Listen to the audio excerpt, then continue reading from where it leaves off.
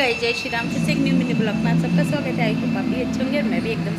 तो आज की मिनी ब्लॉग में क्योंकि बहुत ज़्यादा बारिश हो रही है, बिल्कुल भी चैन नहीं ले रही, क्या करें क्या ना करें कुछ समझ में नहीं आ रहा। आज मम्मी बना रही है हमारे लिए मैगी।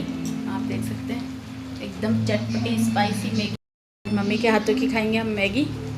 काफ़ी दिनों बाद बना रही है आज मम्मी, तो बस इसे बनने देते हैं। भूख भी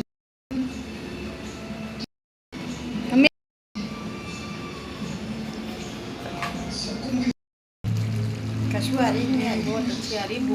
तो गाइस एकदम यम्मी मैगी बनके चटपटी तैयार होगी क्योंकि बाहर हो रही है बहुत तेज़ बारिश, और बारिश के अंदर मैगी खाने का अपना ही एक स्वाद होता है। तो बस आ जाइए आप भी हमारे।